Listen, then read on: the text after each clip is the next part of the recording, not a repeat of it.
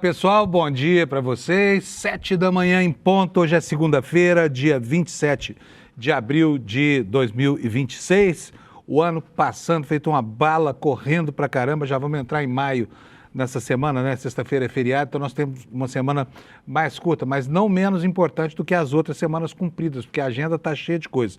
E o que parecia ser, né, um prenúncio de uma semana normalzinha como as outras, não é mais, graças e muito às denúncias que a Juliana Dalpiva e o ICL têm publicado desde ontem aqui, revelando mais um dado oculto da ditadura militar brasileira, que é a participação da Inglaterra instruindo os nossos militares sobre como torturar presos políticos. É uma história muito feia, é uma história dolorida, é uma história que precisava vir a público, estava esperando em arquivos do próprio general Etchegóin, que é o principal implicado dessa investigação da Juliana Dalpiva. Mas ela conta muito mais. Não é apenas a instrução de um país ensinando militares de um outro país, de uma ditadura aliada, a torturar. É muito mais do que isso. Havia estupros, havia roubos, havia furtos e toda essa história está sendo contada desde ontem aqui no site do ICL. É muito importante que as pessoas leiam para entender como é que os militares brasileiros foram instruídos por centros de poder no exterior a fazer a bagunça institucional que fizeram no Brasil,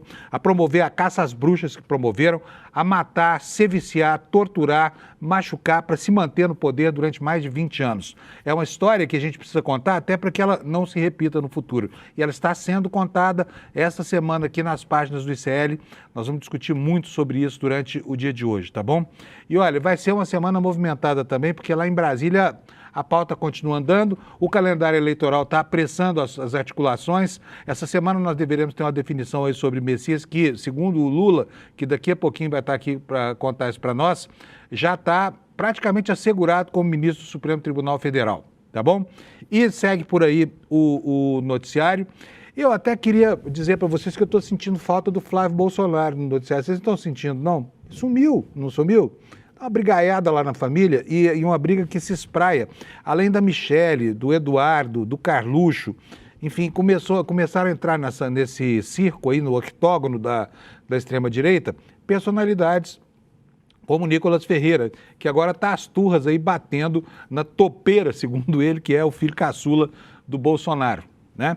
Então, tudo isso está aqui no nosso programa de hoje, nós vamos falar bastante sobre isso, eu espero que você goste desde já e que levante com muita disposição e alegria para começar o seu dia. A última semana do mês de abril será também o prenúncio de um mês de maio muito quente que vai por aí, porque nós temos basicamente 2 meses e meio agora para fechar o ano político e abrir o calendário eleitoral, porque aí é outra coisa, tá certo? Então, vamos começar a ver quais são os assuntos dessa edição, só que antes eu quero falar um pouquinho sobre futebol, como a gente faz todo dia aqui, com o meu querido amigo Alex Amorim, que está aqui, quer ver ele aparecer? Apareceu. Bom dia, Alex, tudo bem? Bom dia, meu lindo, bom dia, nossa comunidade. Segundou, nossa semana de feriado, estou bem demais. E você, Panuso, como você está? Tudo bem, tudo bem. Notícias do Verdão, não? Sim, ontem o Verdão... Qual, o seu ou o meu Verdão, Não, Panuso? não, o meu, porque o seu é mole. O seu tem notícia em tudo quanto é lugar, você concorda ou não?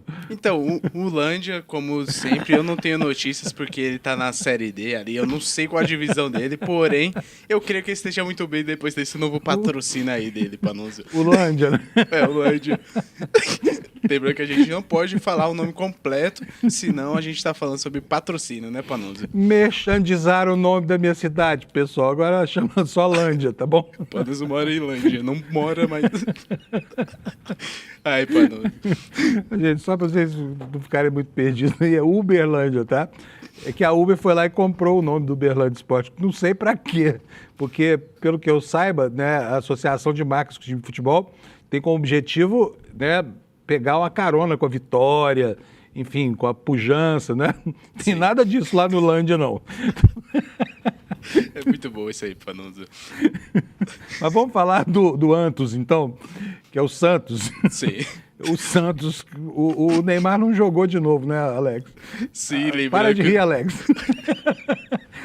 Isso aqui tá parecendo um rolê cair, né? CL, Panunzio. Então vou ficar sério aqui. Vamos lá. Vamos. O Santos empatou 2-2 contra o Bahia. E o Neymar novamente não jogou. Por quê?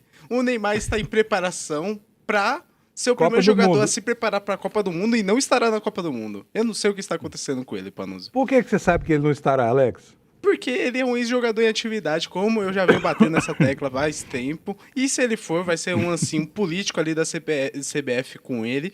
Porém, eu creio que o nosso Neymar não estará.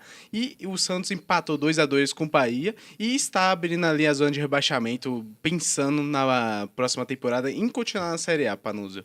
De novo ameaça do rebaixamento. Já começa Sim. o ano duro, né? Você sabe que outro dia eu vi um meme tão engraçado na internet, que era um meme que tinha uma senhora que tem vários cachorros, vira-latas, né? Sim. E aí tava lá, o cachorro que representava o Neymar, era um cachorro todo estropiado, mal conseguia andar com as patas dianteiras, achei super divertido, não sei se vocês já viram isso, mas se virem aí um monte de cachorro, tudo estropiado, um deles, o pior de todos, é o Neymar. Isso mas não mesmo. jogou, então quer dizer que ele está se preparando para a Copa do Mundo. Isso, ele está se preparando, porém, o Carlo Ancelotti não sabe dessa preparação e eu acho que não vai convocar o ex-astro Neymar, né, Panunzio? Ex-astro, é. Ele continua um astro, né? Brilhando muito lá, mas não nos campos, só fora dele.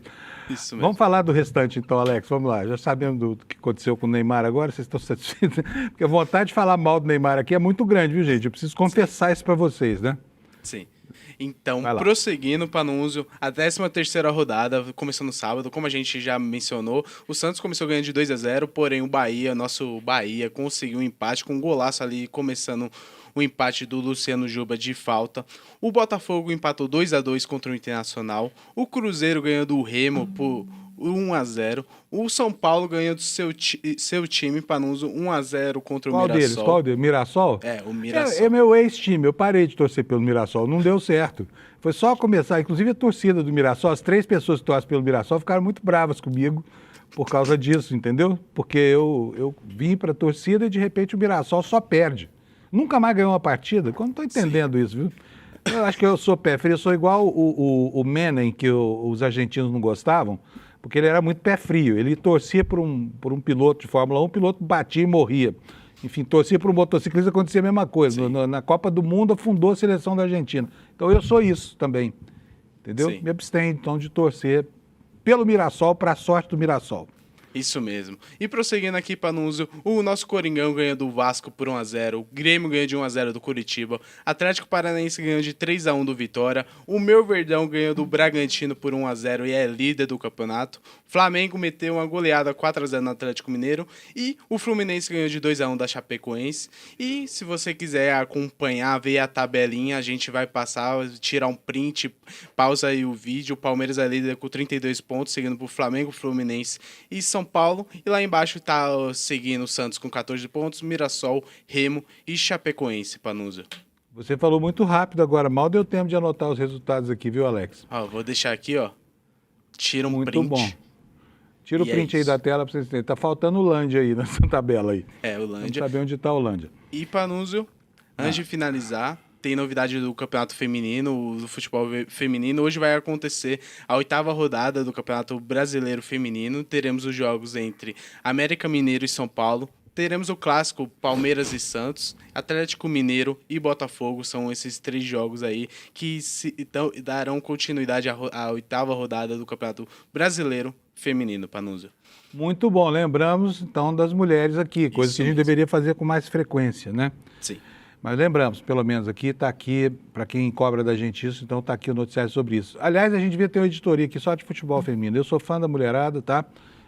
Elas redimem a nossa paixão pelo futebol, porque os homens estão pífios, tá? A homarada tá, a machosfera futebolística tá arrasada. As notícias que aparecem aí são só sobre escândalo de gente na Itália, não sei aonde mais. Enfim. Isso mesmo. Vamos tocar nessa, então, mano né, aí. Alex? Maravilha. Ó, um abraço, tá? Quer dizer que o Neymar, gente, não vai para a Copa, hein? O Alex é um sujeito que faz boas previsões. Ele não costuma acertar muito, mas as previsões dele são boas, tá? Falta elas se confirmarem. Vou mostrar para vocês agora a capa do noticiário aqui do ICL, que está quentíssimo. Eu já recomendo para você, assim que acabar o Desperto e o N1, você pode entrar na internet para acompanhar a série de matérias da Juliana Dalpiva. Olha, a manchete é essa que você está vendo aí. Esse general que está aí na capa, olha bem para a cara dele, esse tipo aqui. Tem até uma cara de bonzinho, né? Mas esse cara foi à Inglaterra em 1971, ele tinha recém saído da academia militar, mas os dotes de torturador desse miserável aí já estavam muito bem pronunciados, sabe? Foi na Inglaterra aprender a montar centros de tortura, trouxe isso aqui para o Brasil, né? Você vê que houve um esforço de muitos governos em função da consolidação da ditadura brasileira. E esse general Ciro Etchegoyen foi o demônio que ajudou a instalar as primeiras salas de tortura no Brasil. De algumas delas, né, há relatos de que pouquíssima gente tinha a sorte de entrar vivo e sair vivo de lá.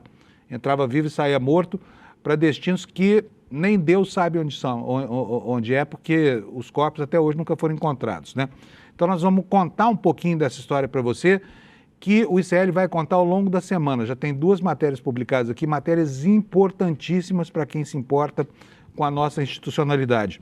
E mais um motivo para a gente entender um pouco da nossa história recente, tão violentada, tão estuprada por segredos muito bem guardados, que qualquer oportunidade de rever o passado é fundamental para que a gente possa modelar o nosso futuro livre de gente como esse miserável desse general Etchegoyen aí, que o diabo o mantenha lá onde ele está.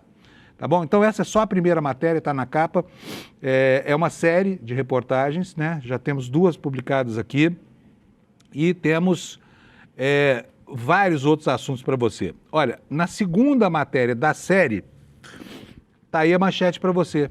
Nessa área aqui, na principal área aqui da capa do nosso site, os roubos perpetrados por militares de brinquedos, de móveis e até mesmo estupros de vítimas das incursões desses calhordas da ditadura a inimigos do regime que eles combatiam, né? Com tanta ardor em nome do Estado brasileiro, agentes do Estado brasileiro fazendo isso. Bom, olha, nós tivemos essa semana um protagonismo do Trump, né? Porque houve o jantar no Clube dos Correspondentes lá em Washington, um jantar que foi cortado ao meio por um incidente, um suposto terrorista que teria tentado furar, vamos colocar o verbo no tempo certo, que tentou furar a barreira da entrada, disparou, foi contido por militares, saiu vivo da história toda, e o Trump, pela 3ª vez consecutiva, se livrou de uma refrega com supostos matadores que estão à caça da cabeça dele, né?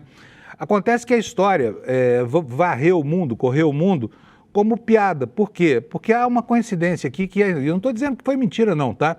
Não me venha dizer depois, o Fábio Panunzio lá no CERT está disseminando teorias da conspiração, não é isso não. Ocorre que toda vez que o Trump está em baixa, o Trump é alvo de um atentado. Vocês já repararam nisso? É uma coincidência, não estou falando que não aconteceram, mas que é uma coincidência perturbadora E aí eu vou mostrar para vocês por que eu não estou depreciando aqui a verossimilhança ou a veracidade desse caso. Está aqui na capa do New York Times de hoje, olha. Rumores e especulações circularam online após um tiroteio em jantar em Washington. Então, assim, os rumores estão correndo o mundo. Aqui no Brasil tem muita gente dizendo que é um fake atentado, né? Mas também é o mesmo pessoal que acha que o Bolsonaro não tomou uma facada. Afinal de contas, a gente tem o direito à desconfiança, né? Porque certas coisas são tão previsíveis, assim como isso, de Trump numa baixa eleitoral, num momento de inflexão da sua popularidade, fazer uso de um recurso como esse não é de tudo inverossímil. Mas eu não estou dizendo que foi isso que aconteceu. No entanto, o mundo está dizendo. O mundo está suspeitando de que é mais uma história montada. Eu não. Ao contrário do mundo, eu acredito que houve sim, até porque lá nos Estados Unidos está cheio de gente maluca, né? A todo momento entrando em escolas e tudo mais. E além disso, o que mais aconteceu? O Trump foi dar uma entrevista ontem à CBS e a entrevistadora leu para ele, né, o manifesto do atirador, que o acusa de ser estuprador, tá? E ele peitou a jornalista lá, saiu respondendo do jeito dele, atrevido pra caramba, mas respondeu, disse que não é estuprador não e tudo mais. Agora, pensa bem, né, aquele país que é o país mais poderoso militarmente, a 2ª maior economia mundial, é um país intervencionista, sempre foi ao longo da sua história, mas nunca de maneira tão clara e objetiva quanto agora. Nem no final do século XVIII, os Estados Unidos foram tão imperialistas quanto são nesse momento da história. E o líder desse império, que refuta ser chamado de rei, mas que na verdade está lá governando como se rei fosse,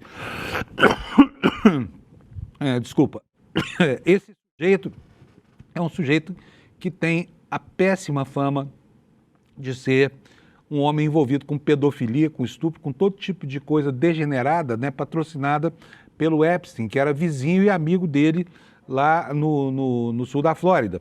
Então, imagina na mão de quem que nós estamos, né? Já falei demais sobre isso, deixa eu correr aqui para os outros destaques. Olha, ontem teve o Congresso do PT, a gente vai falar sobre isso, é um congresso que entrega um manifesto que abre caminho ao centro para o partido poder atuar, provavelmente já visando as eleições, mas se a direita lê aquilo com cuidado, não vai encontrar elemento nenhum para dizer que o PT é um partido de comunistas, essa coisa toda. É absolutamente equilibrado o documento, é um documento que, inclusive, caminha mais ao centro que gostariam lideranças históricas do PT, né? Bom, o processo do caso Ramagem, paradão lá no Supremo Tribunal Federal, não anda e nós vamos discutir por que não está andando, por que está parado lá esse inquérito do Ramagem, né? O Jamil Chad está mostrando para a gente também hoje no nosso site que os gastos militares do mundo, de repente, dispararam, né? Aumentaram 13%, essa indústria bilionária que se nutre da tristeza e da aflição dos outros, né? Aqui está a manchete sobre o Congresso do PT. PT suaviza a proposta de manifesto para tentar apoio do centro à reeleição de Lula.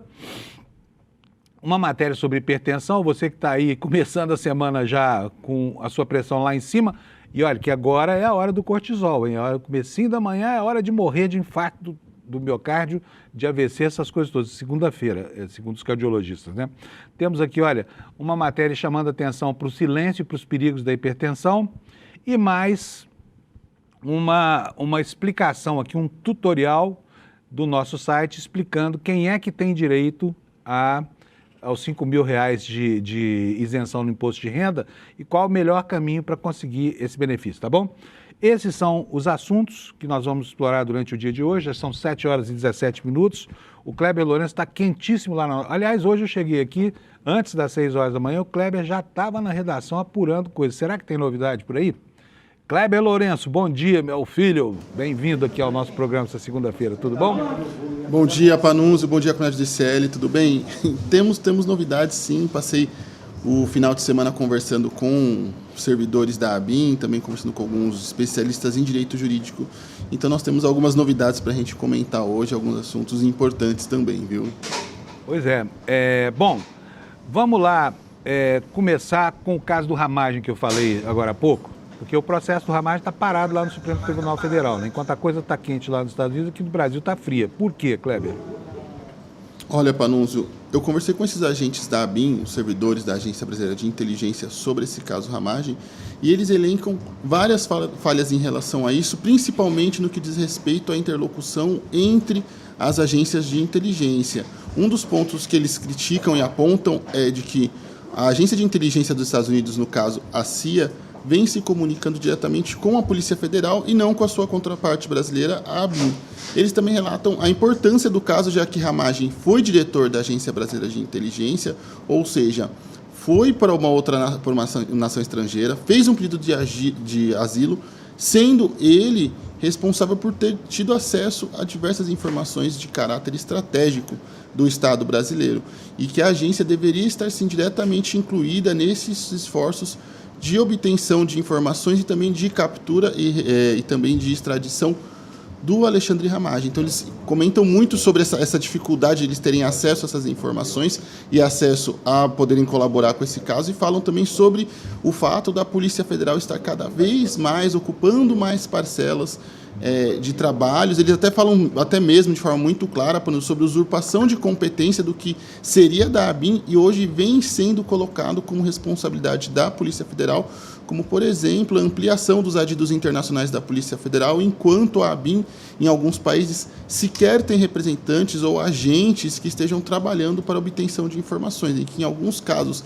esses agentes da ABIN foram substituídos por delegados da Polícia Federal, a quem eles apontam que não teria as capacitações técnicas e profissionais para realizar esse tipo de trabalho, Panunzio. É mesmo, né, Kleber? Bom, beleza, maravilha. É um problema, né? Pode falar, Kleber. Não, e só um ponto muito importante nesse caso também, Panunzio, que eles elencam, é a forma como, nos últimos anos, o serviço de inteligência no Brasil vem sendo extremamente desestruturado. E eles não falam de dinheiro, como geralmente acontece nessas instituições, onde pede-se mais orçamento, mais verbas, eles falam sobre um desmonte mesmo do arcabouço legal, que permita a agência exercer um trabalho de melhor qualidade, ser inclusive melhor utilizado pelos ministros, pelo Palácio do Planalto, e se queixam principalmente de uma falta de arcabouço legal que blinde a agência de influências políticas, como foi no caso do governo Bolsonaro, por exemplo, onde a gente teve o caso da ABIN paralela, a gente tem, enfim, a própria nomeação do Ramagem e a utilização ao longo dos anos da ABIN como um instrumento meramente de desejos e interesses do governante de plantão ou de autoridades interessadas em instrumentalizar a inteligência. E aí entra um ponto muito importante também sobre tudo isso. A gente falou agora há pouco sobre essa série brilhante de reportagens do Igor Mello, Juliana Dalpiva e toda a equipe ali do ICL que vem se empenhando em se debruçar nesses documentos da família Etchegoyen. E é um ponto importante. Hoje, o estado atual das coisas na inteligência brasileira se deve muito, o estado, na verdade, lamentável e até mesmo miserável em alguns aspectos da inteligência brasileira, se deve muito pela família Etchegoyen, que ao longo dos anos trabalhou em vários órgãos de aparatos repressivos. O próprio Sérgio Etchegoyen, que é também dessa dinastia de militares ali que participou de golpes, tentativas de golpes e da repressão de diversos regimes autoritários no Brasil, foi um dos organizadores do Plano Nacional de Inteligência, que, entre os seus problemas, teve a formulação do conceito de grave ameaça ou de ameaça grave muito amplo. Ou seja, isso permitia, inclusive, a ABIN ter como alvo qualquer pessoa, qualquer coisa que desejasse, sem qualquer tipo de controle. E eu conversei com autoridades especialistas em inteligência que apontaram também que esse plano criado pelo Sérgio Etchegoyen, ainda lá no governo Temer, foi responsável pela reintrodução dos militares nos serviços de inteligência, e nós sabemos o que acontece quando os militares se apossam de um aparato que deveria ser essencialmente civil. Ele acaba sendo completamente cooptado e acaba sendo direcionado apenas para os interesses das Forças Armadas. Esses especialistas, inclusive agentes da ABIN com quem eu conversei, apontaram que durante os últimos anos os militares tentaram e usaram a ABIN como uma forma de influenciar os presidentes de plantão, e isso acabou sendo só em certa medida encerrado no governo Lula, que trouxe para a Casa Civil, mas infelizmente o governo Lula também acabou levando para a Casa Civil e também agora deixou a inteligência brasileira de lado. Problema complicado, né? Desde o tempo da SNI que a inteligência brasileira não é bem resolvida. Primeiro, lá para trás, pela falta de objetividade nas análises, de inteligência de nada, de fofoca institucional, né, Kleber? E depois, perseguição. Ao longo dos anos, perseguição. Depois a desestruturação desses órgãos ao longo do tempo, se vindo aí como plataforma política a um ou outro governo. Por falar nisso, como é que anda lá nos escaninhos militares a questão da comprovação da leitura ou do trabalho de militares com o objetivo de promover a remissão das penas? Olha, Panunzio, a gente falou na semana passada sobre o trem da alegria que virou essa história de remissão de pena, de redução de pena dos militares, seja através da leitura ou do trabalho, e a PGR, nas últimas semanas, vem fazendo um verdadeiro trabalho de fiscalização dessas autorizações para que eles possam tentar reduzir a pena. A gente falou sobre a volta do ex-comandante da Marinha, que tentou, com uma tarefa, reduzir a pena 2 vezes. E agora temos o caso do coronel do Exército, Bernardo Romão Correa Neto, onde a PGR listou também uma série de irregularidades e problemas no programa de remissão de penas, e eu listei algumas aqui, segundo o próprio documento da PGR, que foi enviada ao Supremo Tribunal Federal e, mais precisamente, ao ministro Alexandre de Moraes. Entre os problemas estão a falta de estrutura para acompanhar os cursos que serão realizados por este coronel, e se de fato estão sendo realizados e são condizentes com o que foi declarado ao Supremo Tribunal Federal. Além disso, fala sobre a necessidade de um controle de frequência e certificação, que até agora eles não a PGR apontou que não há uma estrutura dos militares para que possa comprovar a frequência da realização desses cursos, se eles foram concluídos, e a certificação, e também a falta de comprovação de uma estrutura mínima dentro da unidade prisional para que, no caso, este militar e outros possam realizar esses cursos, sem que, por exemplo, eles possam ter acesso à internet para a comunicação exterior, para que possam fazer outras coisas alheias à formação ou ao trabalho que foi designado a cada um deles. E um último ponto muito importante que a PGR elencou é a falta de uma comissão de validação não demonstrada. Então, não tem uma comissão que possa validar os trabalhos e o estudo realizado por esses militares que buscam reduzir pena e que foram autorizados, estranhamente, pelo STF, apesar de todos esses pontos apontados pela PGR, que vem acompanhando muito de perto o trem da alegria desses militares. Muito bem. Tem um amigo meu aqui me escrevendo, dizendo que nós cometemos um erro de português no site. Vou esclarecer, porque não é erro de português. Nós escrevemos lá remissão com C cedilha da pena, mas é remissão com C cedilha mesmo, tá? São dois verbos muito próximos, remitir e remir, né, cada qual com a sua inflexão. Remitir é um verbo cujo significado, né, do verbo remitir, eu estou falando. O verbo remir é isso, a redução onerosa da pena. Quer dizer, o sujeito paga para reduzir a pena, paga com leitura, com trabalho, essa coisa toda. O outro é remissão com 2 S, significa perdão, tá? Então são dois verbos muito parecidos, muito próximos, com uma grafia muito parecida. Mas no caso nosso aqui é remissão com C cedilha mesmo, porque diz respeito à redução onerosa da pena, né, Kleber? É uma palavrinha dura, de vez em quando a gente erra também, tá? Momento educativo, Panunzio. Momento educativo. Não, é porque muita gente aqui, já recebi 2 apps aqui de gente dizendo que nós estamos errando aqui no português, não estamos não. O Chico é fera nessa história toda, não usaria uma palavra errada aí no nosso site, embora essa palavra seja uma palavra difícil da língua portuguesa, né? 2 palavras muito próximas. Mas vamos tocar aqui o assunto em frente, por falar em dificuldade dos militares para estabelecer se seus presos estão lendo, não estão lendo, estão trabalhando, não estão, ou se estão lendo e trabalhando ao mesmo tempo, fazendo a mesma coisa. Por que não entregam essa tarefa para os juízes militares do STM, hein? Porque, afinal de contas, eles não têm muito serviço lá. O que está sobrando lá é dinheiro, né, Kleber? Não só no STM, mas toda a estrutura de justiça militar. Vale lembrar que existe uma justiça paralela à justiça civil e talvez o motivo disso, Panunzio, seja porque a justiça militar está abarrotada de trabalhos, viu? Eles estão extremamente ocupados. Enquanto os magistrados da justiça comum chegam a ter em volta de 2.500 processos por magistrado, na justiça militar esse número chega ao grandioso valor de 95 processos por juiz, Panunzio. Espera aí, como é que é? Então, um juiz normal, juiz civil, lá do interior do Piauí, tem 2.500 processos. Um juiz do Superior Tribunal Militar tem só 95, 26 vezes de diferença. Isso é a média de toda a magistratura militar, não só os do Superior Tribunal Militar, mas das outras instâncias da Justiça Militar também. Então, eles têm esse grande volume de trabalhos, embora eles tenham soldos assim, extremamente expressivos. O teto do funcionalismo atualmente fica ali em torno dos R$43 mil, e os juízes militares recebem, juntando ali perduricalhos, juntando um monte de auxílios e afins, recebem até R$84 mil por mês. Isso tendo uma carga de trabalho extremamente inferior até mesmo do que professores, médicos, policiais, agentes de segurança e afins de todo o país. Então, eles, apesar de terem uma rotina de trabalho extremamente mais tranquila, eles têm um soldo extremamente elevado, Panunzio. Muito bem. Por falar nisso, eu estava estranhando aqui no começo do jornal, Kleber, o silêncio em torno do Flávio Bolsonaro, que sumiu do noticiário. Como é que andam os Bolsonaro lá? Porque o que a gente ouve no noticiário, que a gente vê no noticiário, é só informação de briga de um contra o outro, né? Agora a briga está concentrada lá entre o Nicolas e o resto da galera bolsonarista. Cadê o Flávio? O que aconteceu com ele? Cadê o Jair? O que está acontecendo com ele? Vamos atualizar? Olha, o Jair, eu tive acesso ali ao relatório de saúde semanal dele. Eu vou pedir até para a nossa equipe colocar na tela esse relatório, mas ele mostra que o ex-presidente Jair Bolsonaro, que dia sim, dia também fica doente, passa mal, é internado, passa por algum infortúnio, já está com a melhora progressiva. Inclusive, eu conversei com alguns especialistas em direito penal e caso esse quadro de melhora continue nos próximos de 3 a 4 meses, aí pode voltar na tela com o documento, por favor.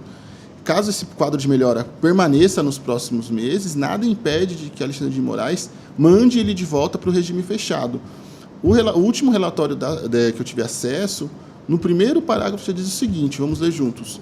O senhor Jair Messias Bolsonaro, 71 anos, segue em acompanhamento médico domiciliar regular. Ao exame clínico, encontra-se estável com melhora progressiva do quadro respiratório. O relatório também mostra que houve uma estabilização daquelas famosas crises de soluço, com média de um episódio apenas semanal, atribuída aos tratamentos ali, ao acompanhamento médico e à dieta também do ex-presidente. Que beleza, já pode voltar para a cela, então. Olha, segundo esses dele. especialistas em direito penal com quem eu conversei, não seria logo de cara, mas se nos próximos relatórios ali que forem apresentados ao STF continuar esse quadro de melhora, nada impede de que ele seja mandado para o regime fechado, que é o correto e o ideal nesse caso. Mais uma vez eu falo, é um absurdo que o ex-presidente Jair Bolsonaro, diante da gravidade dos crimes e diante da realidade penal brasileira, continue gozando de um benefício que milhões de brasileiros com crimes muito menores, ou que às vezes estão até mesmo ainda em julgamento, não gozem, Panunzio. Então, é um caso extremamente grave que a gente deve acompanhar ali de perto, e fica essa observação também. Por isso que achei importante trazer o estado de saúde do Bolsonaro dessa vez. É algo que eu não sou muito ali dos maiores defensores, a gente ficar fazendo atualização desse acompanhamento dele constante, mas nesse caso é importante porque pode sinalizar ali um retorno de Jair Bolsonaro para o regime fechado. É importante mesmo, super importante. Tá bem, não precisa mais ficar em casa. Agora, você vê, né, como é que o cara criou 200 consultas enquanto esteve internado lá na Papuda, foi atendido 200 vezes, chegou em casa, está tranquilão. Lá parece que o ambiente doméstico representa um verdadeiro alívio, né, para o seu estado debilitadíssimo de saúde. Né, é mais um trem da alegria dos militares na justiça brasileira. Daqui a pouco está aí o Bolsonaro dizendo que... Não, vou falar isso não, porque eu não posso. Tem coisa que eu quase falo, mas não falo. Então não vou falar isso que eu pensei aqui não. Cuidado, melhor não. Kleber, um abração para você. Bom dia, muito obrigado, viu? Igualmente. Bom dia, Panunzio. Tchau, tchau. Maravilha. Abraço, Kleber. Vocês estão aí, gente. Aqui é assim, é tudo ao vivo, não tem um teleprompter aqui para eu ler, sabe? Tem que falar de improviso aqui, a gente fala bobagem. Então tem hora que a bobagem quase sai, mas aí você pega ela antes, sabe por quê? A palavra saiu da boca, não volta mais, né? Então tem todo cuidado, é pouco. Viver é coisa de louco. Como diria o meu amigo Luiz Costa Pinto, que vai entrar agora no ar aqui para a gente conversar daqui a pouquinho, ainda não, porque eu ainda quero apresentar uma coisa para vocês antes do Lula, que é a situação lá nos Estados Unidos, né? Ontem o Trump enfrentou uma entrevistadora da CBS que questionou muito corretamente se ele é um estuprador ou não, se ele é um degenerado ou não. Obviamente que está aqui, inclusive, a manchete na capa, o Alex já vai mostrar para vocês. Olha só. Aqui no site do ICL está assim, ó, eu não sou um estuprador, diz Trump em entrevista sobre a acusação feita pelo atirador. A entrevistadora da CBS leu um documento produzido pelo atirador que foi preso lá no jantar do Clube dos Correspondentes, que teria tentado um atentado contra a vida, tentou um atentado, é bom, mas que iria atentar contra a vida do Trump, segundo a informação formal, né? E o que está aqui no nosso site sobre isso? A entrevista do presidente Donald Trump concedida neste domingo ao programa 60 Minutes, da emissora de TV CBS, se tornou conflituosa quando a jornalista Norah O'Donnell leu no ar um trecho do manifesto que se refere ao presidente como estuprador e pedófilo e pediu que Trump comentasse. Aí o que o Trump falou? Obviamente que ele não vai falar, sim, claro, eu sou estuprador, adoro crianças, né, sexualmente falando. Ele diz o seguinte, eu estava esperando você ler isso, porque eu sabia que você leria, porque vocês são pessoas horríveis. Ele é incrível, mas ele constrói a narrativa dele em cima de adjetivos sempre muito significativos, né? Vocês são pessoas horríveis. Sim, ele escreveu isso, eu não sou estuprador, eu li o manifesto, sabe? Ele é uma pessoa doente, você não deveria estar lendo isso no 60 Minutes, você é uma vergonha, mas vai em frente, vamos terminar a entrevista. E seguiu lendo aqui. Com relação ao atentado em si, aí eu quero que você observe a cena, porque tem muita teoria da conspiração mesmo circulando por aí e tem muita gente caindo nessa esparrela. Eu não dou guarida a isso. Eu só acho que é muito estranho essas coincidências. Toda vez que o Trump está embaixo, acontece alguma coisa ruim. É melhor ele se cuidar, porque a situação dele só tende a piorar por causa da guerra e por causa das eleições agora de meio de mandato. Então, provavelmente, nós teremos uma sequência de atentados contra ele, se a lógica desse processo persistir, tá bom? E eu não estou dizendo que é um teatro, mas tem gente que está. Quer ver só? Primeiro vamos ver a cena em si. Alex, roda para mim o vídeo, deixa o áudio aberto aqui. Quero chamar a atenção de vocês para um detalhe. Essa cena foi filmada na lateral. Repare que o serviço secreto tira o J.D. Vance primeiro. Ó, o J.D. Vance ele passa um tempão, o Trump sozinho aí na mesa. Só então que aparecem os homens do FBI e do serviço secreto para retirar o presidente da República. Fica aqui a pergunta, por que o J.D. Vance recebeu toda a atenção do serviço secreto e não o presidente da República? Será que isso tem algum significado?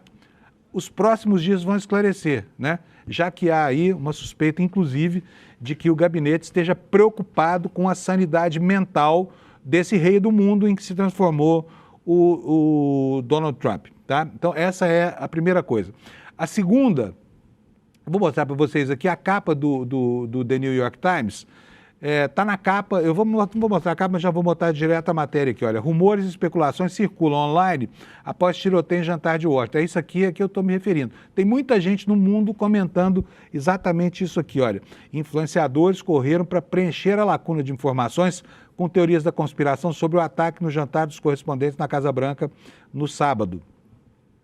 O que diz a matéria aqui, olha? São 3 repórteres experientes do New York Times fazendo essa afirmação. Eles tomam o episódio como verdade, tá? Eles nem questionam se aconteceu ou não, se aquilo era um teatro ou não. Mas dizem o seguinte, olha, quase assim que os tiros foram relatados no jantar dos correspondentes na noite de sábado, as redes sociais foram inundadas com teorias da conspiração e acusações. Num fenômeno agora comum após tais incidentes, influenciadores proeminentes preenchem o vazio de informação com especulações numa tentativa de chamar a atenção dos seguidores. O miasma de falsidades, rumores e conjecturas obscureceu vários momentos de notícias da última hora nos últimos anos, incluindo 2 tentativas anteriores de assassinato contra o presidente Trump e o capturar de Nicolás Maduro, então presidente da Venezuela. E o jornal vai mais longe, diz o seguinte, olha, dessa vez os usuários de todo o espectro político estavam participando do caos em plataformas como X, Facebook e TikTok. Não falaram nada do Instagram, que também virou uma miscelânea de coisas, né? Mas, enfim, está aqui, está na capa do jornalão americano, a informação sobre essas versões que circulam no mundo e que, em se tratando de um governo nutrido por falsificações da verdade, não é de estranhar, tá bom? Quem planta o descrédito nas notícias não somos nós jornalistas, são eles lá, que nos chamam de fake news, de imprensa falsa, essa coisa toda. Alex, o Lula está aí? Vamos colocar o Lula no ar para a gente falar um pouquinho sobre isso com ele? O Alex está providenciando ali. Será que o Alex está em greve? O que aconteceu com ele? Não está, não. Está aí o Lula aí. Bom dia, Lula. Tá bom, amigo? Bom dia, Fábio. Bom dia quem está conosco aqui no Desperta. Fábio... Fim de semana agitado esse, hein, Lula? Agitadíssimo, né? De uma semana que vê aqui no Brasil a campanha eleitoral, enfim, estar nas ruas definitivamente. Vamos falar disso já quando a gente falar do Congresso do PT, né? Mas você quer falar sobre Estados Unidos agora? Sobre os Estados Unidos, porque me incomoda muito essa confusão de realidade com fantasia, teoria da conspiração com especulação de fatos que podem ter verossimilhança, mas necessariamente não são verdadeiros. Lula, como é que você vê esse episódio desse atentado, hein? E aí eu te peço até para considerar essa história de que o Serviço Secreto retirou primeiro o J.D. Vance, deixou o Trump lá na mesa, exposto à sanha do suposto atirador. O que você achou disso? Fábio, essa teoria conspiratória começou a circular tão logo vieram as primeiras informações, que foi instantâneo, porque era um jantar com correspondentes estrangeiros, com linha aberta, com diversos canais, emissoras de TV e perfis de redes sociais. Então, nós temos uma vasta cobertura com imagens independentes desse atentado. Tão logo ele aconteceu, começaram a circular as imagens do que a gente via o presidente, o autocrata americano, Donald Trump, à mesa conversando com uma pessoa ao lado dele, a Melania Trump do outro lado, e uma conversa normal, quando a gente escuta, né, o estampido dos 5 tiros em sequência. E depois a gente vê a câmera se afasta nessa imagem que está disponível nas redes, a câmera se afasta e a gente vê no salão várias pessoas correndo para debaixo da mesa, começa a ver uma correria e a chegada dos agentes do Serviço Secreto. Nessa chegada dos agentes do Serviço Secreto, eles se dividem. Dois vão para o J.D. Vance, que estava do outro lado da mesa. E 3 ou 4 cercam o Donald Trump. O J.D. Vance, que tem, você pode gostar ou não gostar dele, mas ele é um sujeito da institucionalidade. E ele sabe que nesse momento em que se discute a sanidade mental do Trump e a possibilidade de, em razão dos seus atos insanos como liderança do governo americano, o Trump está no alvo da possibilidade de uma série de ataques em retaliação ao seu comportamento desumano no cargo que ocupa. O J.D. Vance se resignou à norma e se entregou aos seguranças e foi ser preservado. O Trump ainda esperou alguns segundos, menos de um minuto, para compreender o que estava acontecendo e aí aceitar que seria retirado do seu jantar. E depois ele mesmo foi dar um tom de basófia ao que estava acontecendo, dizendo que o jantar iria voltar, dizendo que tudo estava sob controle, quando ainda não estava, né? Agora, aí começaram a circular outras imagens de uma entrevista de uma mulher antes do atentado, dizendo que o que se esperava daquele jantar de correspondente era que houvessem alguns tiros e que o Donald Trump falasse algumas coisas polêmicas ali e que aquilo iria repercutir. Então, como essa entrevista estava prevendo, antevendo alguma coisa, o que estava em curso naquele momento, né? Isso deu, claro, margem a todo esse tipo de discussão, fora, né, a maneira como os próprios americanos encaram, que já sabem o que é, a forma como Donald Trump encara a mídia e a produção de mentiras em escala industrial por meio da mídia dele, da mídia que ele controla, dos influenciadores digitais que são assulados por ele e que, ao mesmo tempo, assulam, né, essa estratégia atual e em curso nos Estados Unidos de dobrar as instituições para sacramentar um regime autocrático, que é o que nós temos. E aí vem esse Donald Trump que foi desnudado pela CBS, né, no programa de TV ontem à noite, que foi um Donald Trump que ficou transtornado diante das informações, que são essas sim reais, de que ele é um possível estuprador e pedófilo em razão dos documentos do arquivo Epstein que estão vazando agora, né, e estão desmontando essa imagem do Donald Trump para o seu próprio público. Isso foi o que o transtornou ontem, né, na entrevista ao canal de TV e na esteira dessa tentativa de atentado contra o Donald Trump, é o que vai ficar. Então, eu ouso especular, Fábio, que o Trump está perdendo o controle, né, da esteira da notícia a partir do momento em que ele se descontrolou diante da entrevistadora da CBS. A coisa não está boa para ele, parece que não está boa. Agora, tem umas coincidências também que deixam a gente, assim, até ressabiado, né, Lula? Porque essa história de que sempre há um profeta antes de cada atentado que ele sofre também está virando arroz de festa, né? Nós temos aqui, olha, eu quero lembrar para vocês que no atentado que ele sofreu quando fazia aquele comício no interior dos Estados Unidos, que tinha sido o último até aqui, também tinha um profeta que previu, que é esse homem aqui que eu vou mostrar para vocês. Apanha aí, Alex. Ele falou na véspera que que o Trump sofreria um atentado, disse que viu isso num eclipse lá que aconteceu e, de fato, previu até que o tiro ia ser na orelha. É engraçado isso, né? Sempre tem um guru aí que aparece para prever a má sorte. Má sorte não, boa sorte, porque ele escapa de todas, né?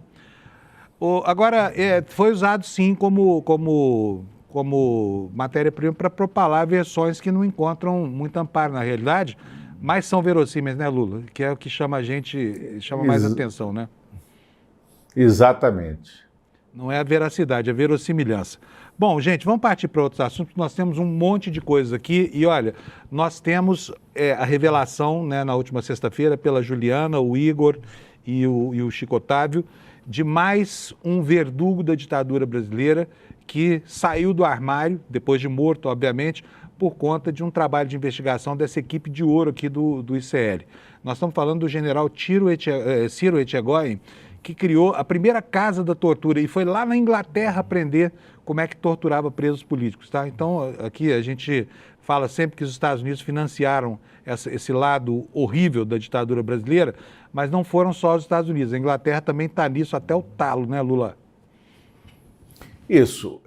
Fábio, o trabalho feito pela equipe liderada pela Juliana Dalpiva, com o Igor Melo e com a participação especial do excelente repórter Chico Otávio, também que está disponível no nosso site, que será objeto de um documentário que eu recomendo que se assista, especialíssimo, vai ao ar no dia 17, se revela o surgimento dessa estrutura violentíssima, dessa estrutura desumana que nós tivemos funcionando aqui no Brasil, que foram os porões da ditadura militar.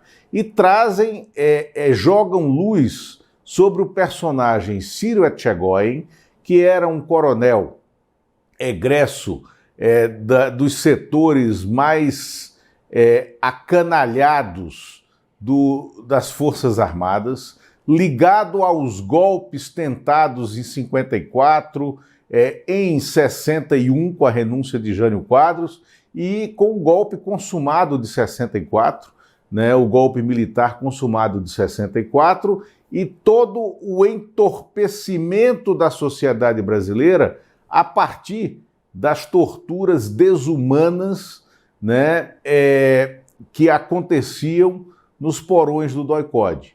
Né? O que essa reportagem, que é uma homenagem ao jornalismo, que mostra, porque a Juliana Dalpiva recebeu há meses a primeira informação da existência desses arquivos que davam conta dessa revelação histórica da cooperação britânica com a formação desses núcleos de tortura. E aí, quando você vê qual foi a importância histórica desse Ciro Etchegoyen nesses porões calhordas, né? E, mais uma vez, eu vou repetir a palavra, desumanos, né? da ditadura brasileira, foi a reprodução aqui do Instituto da violência dos inquéritos, né? das inquirições que aconteciam, né? nos porões da ditadura. Você tirar a capacidade de raciocínio, você, para obter informações de adversários políticos que estavam sendo barbarizados pela violência nos porões. Isso aconteceu e levou à morte, na Casa da Morte em Petrópolis, de pelo menos 22 militantes políticos que hoje são dados como desaparecidos. E nessa estrutura foi que sumiu, por exemplo, né, o Rubens Paiva, né, o ex-deputado Rubens Paiva, sumiu nessa estrutura, não necessariamente nas mãos do Ciro Etchegoyen, né, mas sumiu nessa estrutura, né, que acabou gerando a Casa da Morte em Petrópolis, no Rio de Janeiro. Agora, a gente tem que fazer uma ligação, né, desse trabalho histórico com os tempos atuais. E essa ligação está no sobrenome Etchegoyen. Esse coronel Ciro Etchegoyen é tio do general Sérgio Etchegoyen, que é da reserva hoje, que foi o ministro-chefe do Gabinete de Segurança Institucional do período em que o Michel Temer foi presidente da República. O Sérgio Etchegoyen, que trabalhou com Temer, se orgulhava de ser dessa linhagem de Etchegóiens de dentro das Forças Armadas Brasileiras.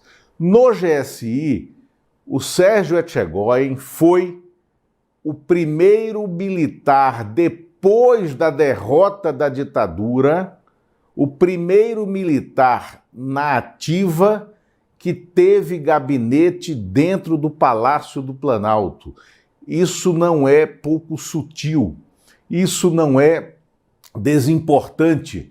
E quem me chamou a atenção disso foi o senador Jacques Wagner, hoje senador. No dia seguinte à deposição de Dilma Rousseff, ele me falou, ele disse, olha, presta atenção nesse Sérgio Etchegóin, porque como primeiro militar competente na ativa a despachar dentro do Palácio do Planalto, ele é o caminho para o golpe que está sendo dado, mas ainda não foi consumado.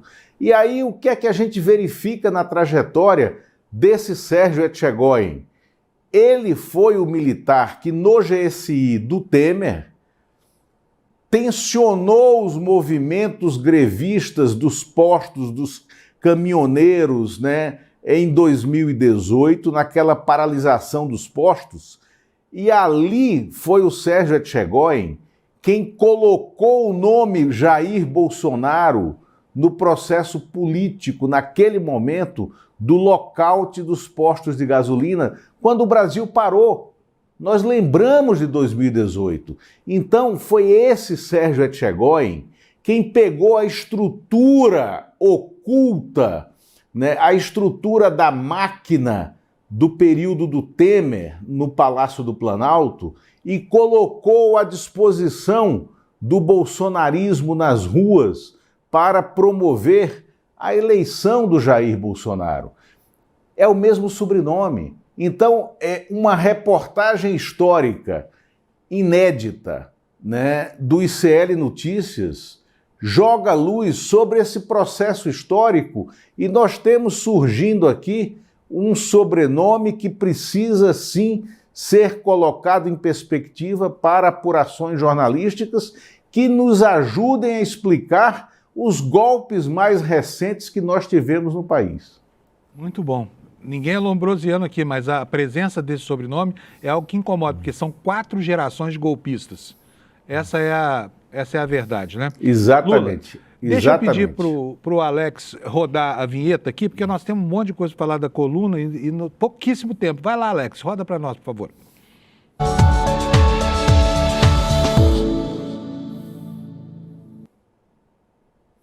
Bom, o assunto o Lula anunciou semana passada foi a EBC. A EBC é um problema para o governo, o Lula está pagando caro pela incompetência da equipe dele em relação à gestão das políticas de comunicação, porque o governo não consegue falar com as pessoas, não consegue ser entendido. É um governo que faz muita coisa, mas a população não recebe essa mensagem. Por quê?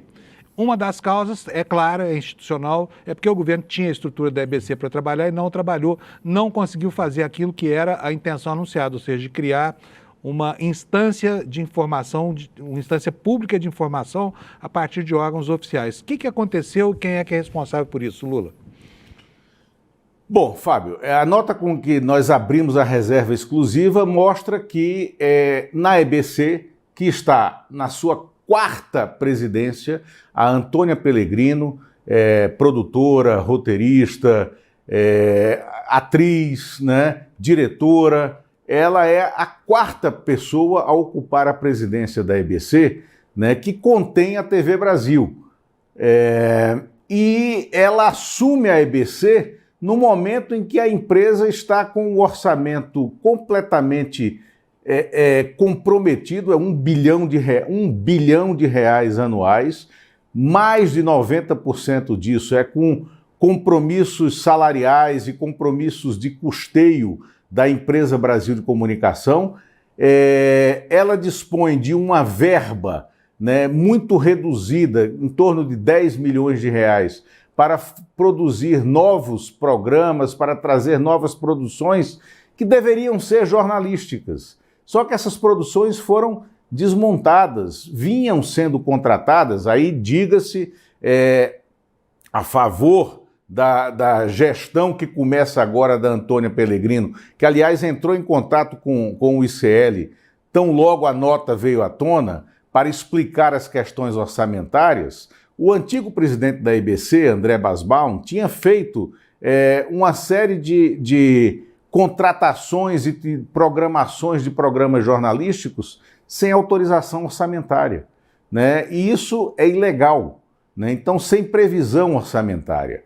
Mas esses programas foram cancelados, inclusive haveria um de entrevistas para tentar fazer face ao Roda Viva da TV Cultura, foi cancelado, seria com a jornalista Juliana Morrone, né? Um outro de entrevistas com jornalistas importantes que passaram por vários veículos nossos, que seriam conduzidos pelo Lira Neto, jornalista de fora da EBC também, foi cancelado. Esse estava na agulha, com alguns programas já gravados, inclusive, né? E foi cancelado, né? Agora, a EBC está claramente numa linha de redução da carga de produção jornalística em benefício da área de entretenimento, que é a área de onde vem a Antônia Pellegrino, e dentro do sistema de audiovisual, dentro do setor de audiovisual brasileiro, já se fala que o foco da Antônia Pellegrino é, na verdade, a sucessão na Ancine, a Agência Nacional de Cinema, que gere o Fundo Setorial do Audiovisual, que é muito relevante para essa retomada do audiovisual brasileiro, né? E ela vem surgindo como uma personagem, né, que é a candidata de determinada parcela desse setor a assumir a Ancine, cujo cargo de diretor-presidente é ocupado até agora por alguém indicado pelo Jair Bolsonaro, porque esse alguém tem mandato, tá? Não é porque o presidente Lula quis manter lá alguém do Bolsonaro, não, tem um mandato específico, tal. A Ancine é uma agência reguladora. O Alex Braga, que está lá, foi indicado pelo Bolsonaro, é bolsonarista, é conservador, né? E em outubro acaba o mandato dele. Só que aí a EBC, que é esse canal de comunicação pública do Estado brasileiro, continua sem fazer jornalismo e está, nesse momento, no meio de uma escalada para uma ascensão para outro setor, né, que não tem nada a ver com o métier jornalístico, que é a atividade fim da empresa Brasil de Comunicação, né? E agora está submetido a esses cortes orçamentários, a essa rigidez de administração orçamentária, que tem que ser observado, porque também é do serviço público. Muito bom. E essa brincadeira está custando caro para um presidente da República que faz um governo primoroso que não consegue ser absorvido dessa forma pela população. Então, tomara que a Antônia Pellegrino consiga reverter isso, mas é pouco provável, dado o tempo diminuto que ela tem para trabalhar, né, Lula? Enfim. Exatamente. Vamos nessa, Lula. A gente precisava falar também do Congresso do PT, não vai dar tempo, a gente na quarta-feira se detém sobre isso, porque esse assunto do PT, digamos assim, essa volta mais para o centro, vai render muito ao longo da semana, tá bom, Lula? Sem dúvida. Até logo, Fábio. Um abração, Lula. Bom dia para você. Obrigado, abraço, viu? tchau. Até quarta-feira. Gente, olha, eu quero, antes de encerrar o jornal, mostrar para vocês aqui, nós já temos 4 matérias nessa série do Etchegóin, e pedir para você, não deixe de ler, porque isso aqui é a história do Brasil sendo revisado por uma equipe muito competente, tá? Juliana Dalpiva, o Igor Melo, o Chico Otávio, tá aqui, olha, Bandidos de Farda, nós já temos 4 matérias circulando e outras muitas virão. Eu quero ler para vocês um trechinho dessa aqui, que foi a segunda, olha, publicado no dia 26. Ela fala sobre anotações do próprio Ciro Etchegóin, não Etchegóin, dizendo o seguinte, que ele guardava lá entre os seus segredos, onde é que está isso? Está aqui, ó, entre os documentos obtidos com exclusividade, o coronel guardava, por exemplo, relatório de monitoramento do presidente Lula, mas não é isso o mais importante, tá? O mais importante, segundo a matéria, é que é uma denúncia feita por um soldado do Centro de Informações do Exército, CIE, órgão ativo da ditadura, informando a existência de um estupro perpetrado já em 1969 por uma equipe de militares que atuava numa área de operações de inteligência do CIE contra uma mulher do CIE, tá? CIE, Centro de Integração Escolar, não tem nada a ver com isso, mas do Centro de Inteligência do Exército contra uma mulher que alugava quartos a integrantes de um dos grupos que confrontavam o regime, no caso, a ALN. Não deixe de ler, é só vir no iclnoticias.com.br, está lá, você vai ver no alto do nosso site a chamada Bandidos de Farda. Você vai ter, com certeza, muito prazer e muita dor também ao ler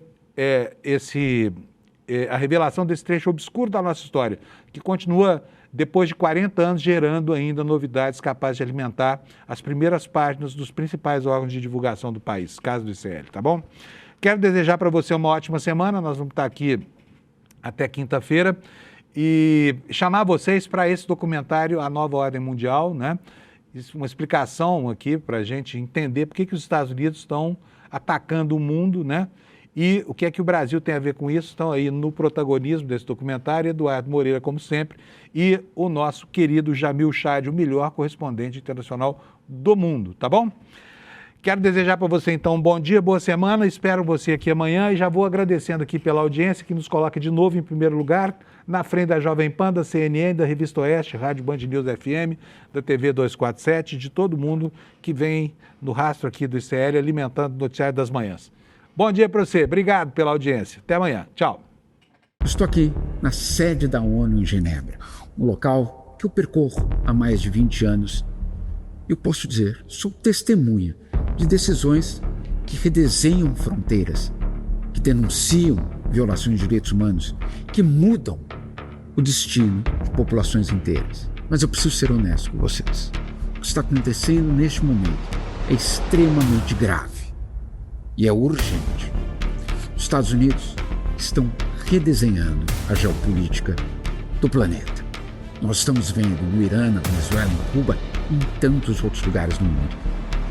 E a verdade é que o Brasil também está no centro desse tabuleiro. A questão é que quando nós lemos as notícias, nem sempre fica claro o que está por trás de uma decisão.